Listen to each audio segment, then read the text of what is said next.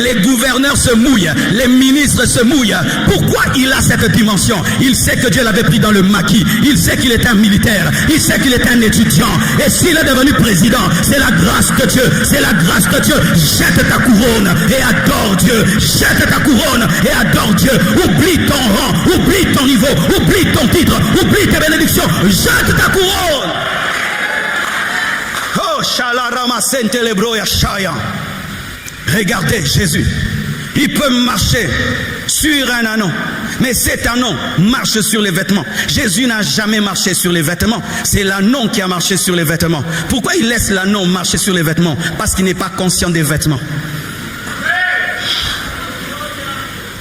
Si un homme marche sur le super wax, il sait que c'est le super wax. Mais l'anneau confond la terre avec les super wax, confond la terre avec les wax hollandais. Il n'est pas conscient de c'est quoi, sur quoi il marche. Il est conscient de celui qu'il transporte. C'est pourquoi il peut marcher sur les super wax. Ne sois pas conscient de ton intelligence. Ne sois pas conscient de ta fortune. Ne sois pas conscient de ton onction. Ne sois pas conscient de ton rang. Sois conscient de Jésus-Christ et tu marcheras dans la gloire. Et tu demeureras dans la gloire et Dieu t'utilisera encore et encore et encore, parce que les personnes conscientes de la gloire tombent dans l'orgueil, mais les personnes mortes à elles-mêmes, elles sont dans la gloire comme si elles n'ont rien. C'est pourquoi la gloire demeure, parce que Dieu a peur de donner sa gloire aux vivants, il la donne qu'aux morts. Et regardez, quelqu'un dans la parole l'avait compris. David devient roi. On prend l'arche de Dieu, on ramène. Et David enlève les vêtements du roi. Il jette sa couronne. Il commence à danser comme un serviteur. Et sa femme Michal, qui est la fille du roi Saoul, un roi déjà rejeté, qui regarde à la fin et dit, qu'est-ce qu'il a celui-là à s'humilier comme ça, comme un serviteur? Et quand David revient, pourquoi tu as fait ça? Tu t'es humilié? Non, c'était tu m'as humilié. Moi je n'aime pas des maris qui dansent comme ça. Moi j'aime un mari posé qui m'honore. Et David lui dit, moi Dieu m'a choisi lorsque j'étais derrière les brebis de mon père. Quand je sentais l'odeur des brebis, Dieu m'a choisi. Maintenant que j'ai l'odeur royale, pourquoi je ne danserai pas? Et la Bible nous dit que Dieu a frappé Michal de stérilité, mais David est mort sur le trône. Lorsque tu as conscience de la couronne, tu vas attraper la stérilité spirituelle, la stérilité sociale, la stérilité ministérielle. Mais quand tu adores Dieu et tu t'humilies malgré la gloire, tu iras de gloire en gloire, de gloire en gloire, de gloire en gloire. Hey, donne-moi la main. Et si quelqu'un te combat, Dieu le frappera. Hey. Craignez les hommes humbles, ils sont intouchables. L'humilité précède la gloire, l'orgueil précède la chute. Lorsqu'un homme s'humilie devant Dieu, il a une trajectoire que tu ne peux pas contrôler. Et si tu te tiens sur sa trajectoire, le Dieu qui l'élève t'écrasera. C'est pourquoi Absalom est venu. Il n'a jamais pu tuer David, parce que David pouvait pleurer pour lui. Il pouvait s'humilier devant Dieu. Lorsque tu vis dans l'humilité, ton élévation est intouchable. Deviens seulement orgueilleux. Il va t'arriver ce qui est arrivé à Lucifer, la précipitation. Quiconque s'enfle, quiconque a conscience de sa couronne est toujours précipité. Vous savez pourquoi est-ce que Lucifer a été précipité? Il était conscient de son trône, il était conscient de sa couronne, c'est-à-dire il était conscient de son intelligence, de sa sagesse, et il a dit, je ne veux plus donner la gloire à Dieu, la gloire me revient. C'est alors que Dieu l'a précipité. Lorsque tu cesses d'adorer Dieu, tu cesses à regarder Dieu, tu vas commencer à t'adorer, tu vas commencer à te regarder. Ah, je suis riche, hein? Ah, je suis intelligent, ah, je suis connu, hein? Ah, je suis une autorité, ah, moi je suis terrible. Plus tu te regardes, tu cesses de regarder celui qui doit t'humilier. Donnez-moi la main. Donnez-moi la main. Vous savez, la semaine passée, j'ai posé la question à mes gardes. J'ai dit, pourquoi dimanche au deuxième culte, quand j'arrive ici, et je dis Alléluia, les gens crient, ils ont la vie, Alléluia. Alléluia. Mais quand j'arrive là-bas, c'est un peu modéré. Ils m'ont répondu, non, pasteur, c'est pas les démons. Là-bas, il y a trop de responsables.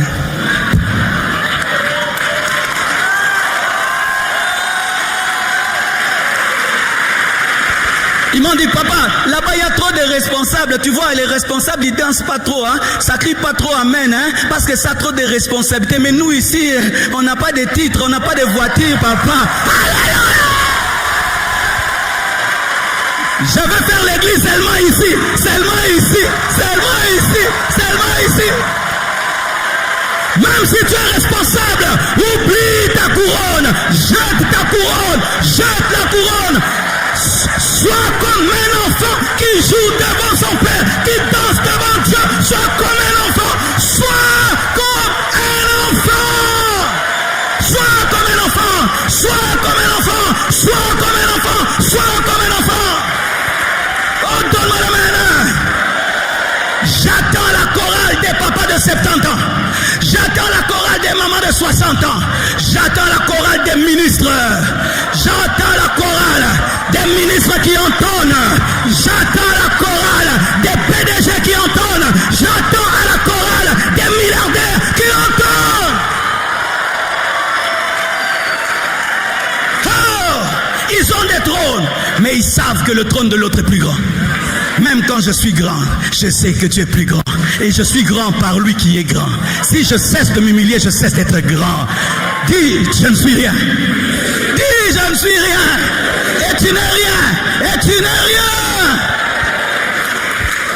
Un ami à moi, je peux avoir un bon piano. Un ami à moi va au Nigeria, dans l'église d'Oyedepo. Oyedepo, c'est le pasteur le plus riche du monde. C'est un multimilliardaire. Il a des jets. Il a construit donc une cité. Et le jour qu'il va là-bas, il trouve Oyedepo, déjà qui n'est pas grand de taille, en train de danser. Il descend, il fait comme ça. Il dit, papa, tu as un jet. Papa, tu es multimilliardaire.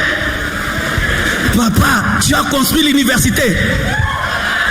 Papa, tu es le pasteur le plus connu du monde. Depuis, il est toujours en haut. Il est toujours en haut. Il est toujours en haut. Il est toujours en haut. L'orgueil précède la chute. L'humilité précède la gloire. L'humilité précède la gloire. Tu veux la gloire? Sois humble. Tu veux la gloire? Sois humble. Tu veux la gloire? Sois humble. Tu veux la gloire? Sois humble.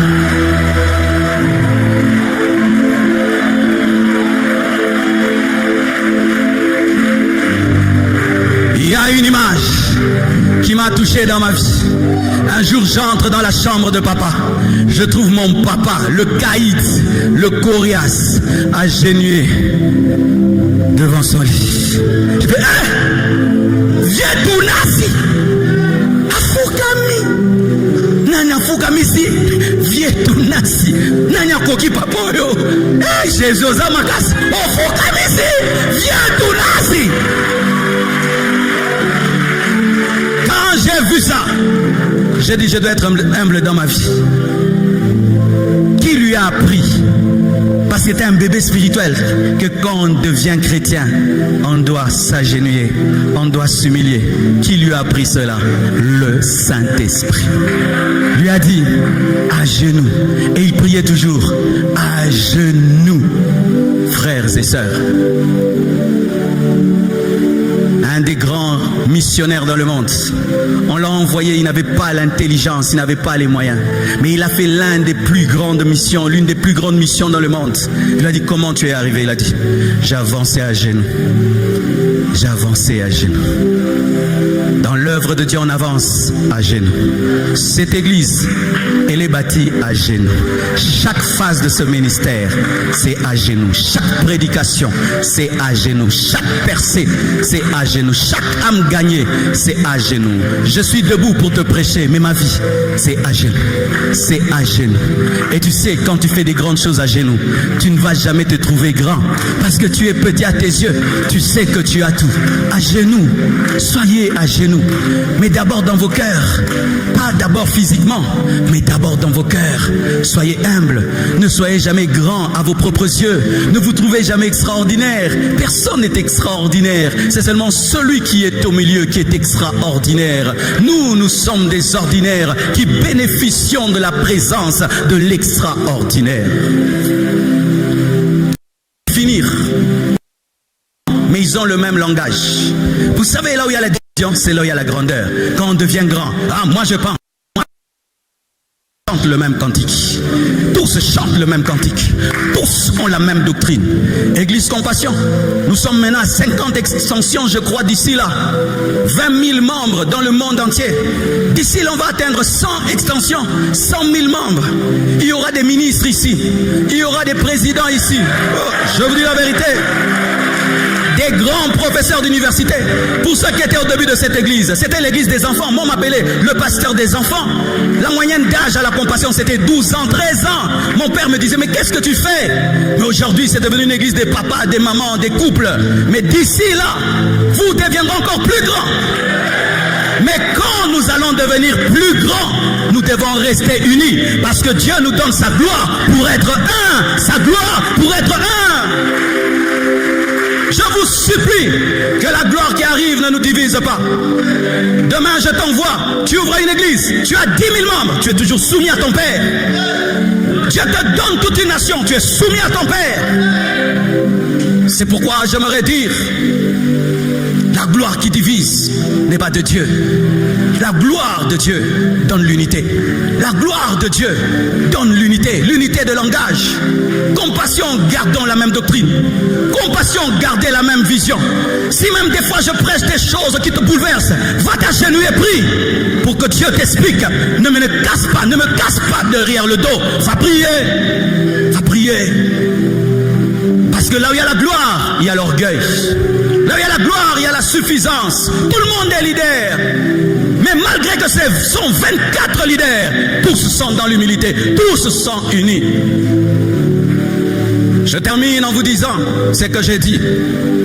Quand Dieu te bénit, ce n'est pas ça la bénédiction, c'est un test. Toute bénédiction est un test qui prépare la vraie bénédiction. Et si Dieu te donne un petit trône, tu t'enfles, il va te ravir ce trône-là. C'est pourquoi, bien-aimé, chaque fois que tu as une couronne, jette-la rapidement pour avoir une autre. Chaque fois que tu es humble, il ajoute la taille, il ajoute la taille, il ajoute la taille. N'est-ce pas qu'il est écrit que celui qui est fidèle en peu de choses, Dieu lui confie des plus grandes choses.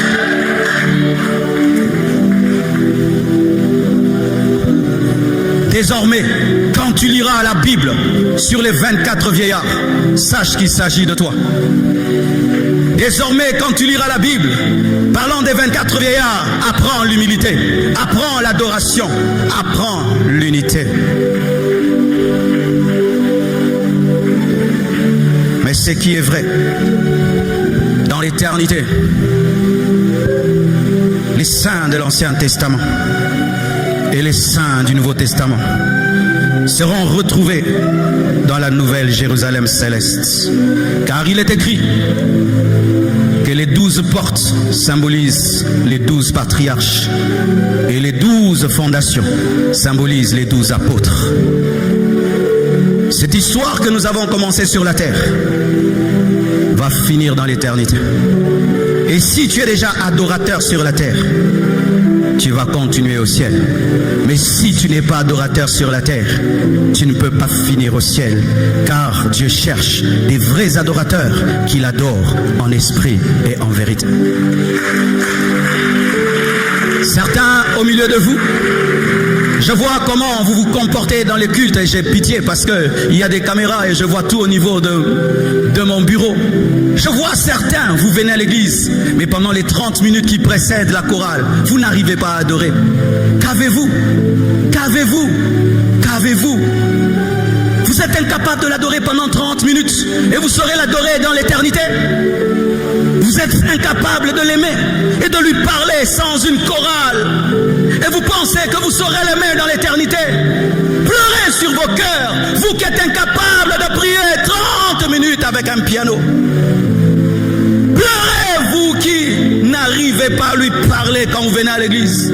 Pleurez, vous qui venez dans sa présence et vous êtes incapable de vous concentrer. Pleurez, vous qui venez dans sa présence, mais vous êtes imbu de vos habits, imbu de vos voitures, imbu de votre argent, imbu de vos titres. Pleurez, vous qui venez dans sa présence, rempli de suffisance et de distraction. Priez, demandez l'humilité. Les gens ne demandent plus l'humilité. Les gens ne recherchent plus l'humilité. Mais nous cherchons la gloire. Mais le secret de la gloire n'est pas dans la gloire. Le secret de la gloire est dans l'humilité.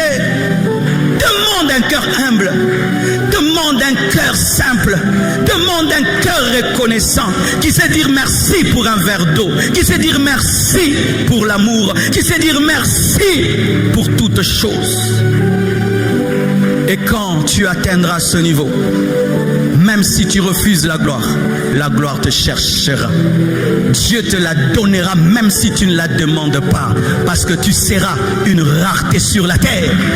Le monde est rempli d'orgueilleux. Le monde est rempli d'orgueilleux. Et quand Dieu se trouve un cœur humble, il s'investit dans cet homme. Il met tout dans cet homme. C'est pourquoi il aimait David. C'est pourquoi il aimait David. David continue à chanter même s'il était roi. David continue à chanter même s'il était roi. Combien de choristes quand ils se marient, ils arrêtent de chanter. Combien de choristes, il suffit seulement qu'il ait des enfants, il ne peut plus chanter. Combien de gens, il suffit que Dieu commence seulement à bénir, ils arrêtent. Jetez vos couronnes. Descendez de vos trônes. Venez dans sa présence comme étant rien parce que nous sommes rien. Oh, je termine même par cette explication pour ceux qui ne savent pas. Pour ceux qui ne savent pas, mes frères. Aaron, parmi les hommes, était le grand Aaron. Je vais vous expliquer comment Aaron entrait dans la présence de Dieu. Il n'entrait pas comme le grand Aaron. Il allait au niveau de l'autel de sacrifice. Il offrait un sacrifice. Et puis il allait se laver les mains au niveau de la cuve de rein. Et puis il entrait dans le lieu saint. Il prenait l'encensoir sur l'autel de parfum. Et quand il voulait entrer dans le lieu très saint, il remplissait de fumée le lieu très saint pour que Dieu ne le voie pas. Parce que si Dieu le voit, Dieu va le tuer. Et le parfum représentait Jésus, qui nous couvre de son œuvre, afin que la justice de Dieu ne nous tue pas. Et quand Aaron était là-bas, ceux qui étaient dehors disaient, Aaron est terrible, il est dans la présence de Dieu, mais lui disait, ce n'est pas moi. Vois l'encens, vois la fumée, ne me vois pas, ne me tue pas. Mais dehors, Aaron est terrible, mais celui qui est là-bas, ne me voit pas, ne me tue pas, ne me tue pas. Vois la fumée. Et lorsqu'il finissait d'offrir le sang au niveau du propitiatoire et qu'il sortait, on pouvait l'acclamer. Mais lui c'est, je suis un rescapé. Il pouvait me tuer. Je suis un indigne. Ce n'est pas moi. C'est le sang sur le propitiatoire qui m'a sauvé. C'est la fumée. Ce n'est pas moi. Il ne pouvait pas être orgueilleux. N'est-ce pas que nous tous ici, nous savons comment nous pleurons devant Dieu dans le secret, n'est-ce pas? Cette belle prédication, elle te tient debout. Mais moi je sais que jusqu'à 21h, j'avais pas de prédication, que je devais chercher. J'étais stressé, je vais dire quoi? Et puis il te donne. Quand même je vois la gloire, je sais que dans le secret, Seigneur, je vais dire quoi? Je vais dire quoi? Les ingrats oublient l'histoire, les adorateurs n'oublient jamais. Que Dieu te bénisse. Nous sommes tous à genoux devant le Seigneur. Oh, nous sommes à genoux. Les gens s'agenouillent dans les maisons des féticheurs. Les gens boivent des nourritures bizarres dans les maisons des féticheurs. Mais c'est à l'église qu'on réfléchit pour s'humilier. Aujourd'hui, humilie-toi et adore-le. Demande un cœur humble. Demande un cœur simple. Demande un cœur pur. Adorant. Oh, Jésus.